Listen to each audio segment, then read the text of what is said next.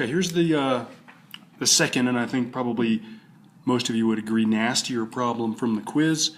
So let me give you at least some thought about it. For those of you who are not on board with these yet, we're not crossing the line, so we're going to try to mess around with this side until it looks like this side, or mess around with this side until it looks like this side, or some combination. So what most of you did, you kind of looked at this and said, I don't really know what to do there, so I'm going to start over here. So I'll do the same. Secant 1 over cosine of b, tangent is sine of b over cosine of b. That's all squared. Most of you saw these are common denominators already. Some of you are struggling with the common denominator business. You'll need to come in and ask about that and get that straightened out. So we have this, and these are both squared. Maybe clean that up a little bit. Here's a common mistake. 1 minus sine of b squared does not become cosine. You've got to FOIL that out. I'm not going to FOIL that right now. Some of you then FOILed this out. And if you FOILed this numerator out, you would get 1 minus 2 times the sine of b plus sine squared of b. I'm not going to do that. What I'm going to do, some of you did notice this. This is pretty clever at this point, because you kind of got to hear, and maybe you FOILed this out and were like, ugh, what is that? And then maybe, some of you did notice it's pretty clever. So this is pretty good. If you got this far, it's pretty good. Not too bad. Not too shabby. Over here, notice that you have on this side a 1 minus sine of b squared, and on this side you have a 1 minus sine of b, but it's not squared.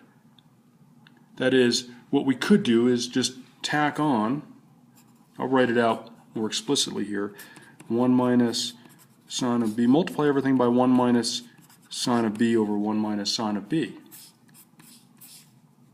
And then we get 1 minus sine of b over 1 plus sine of b.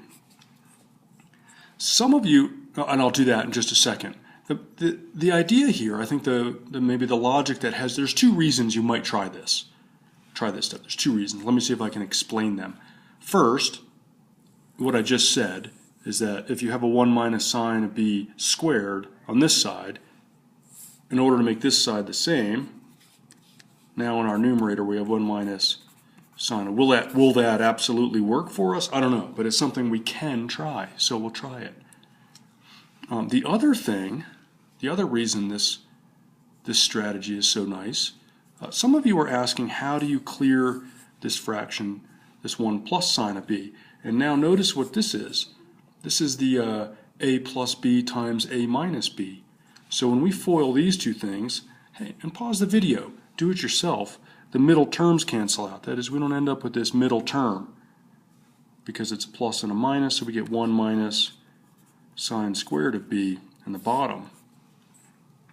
Well, hey, that's kind of nice, and you'll see this trick repeat itself.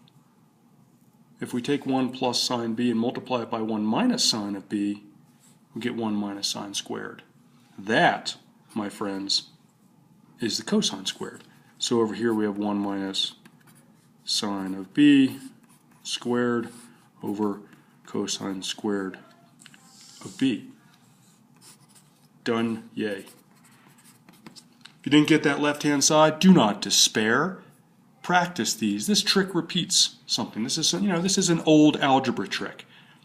This kind of a plus b times a minus b, this isn't trigonometry.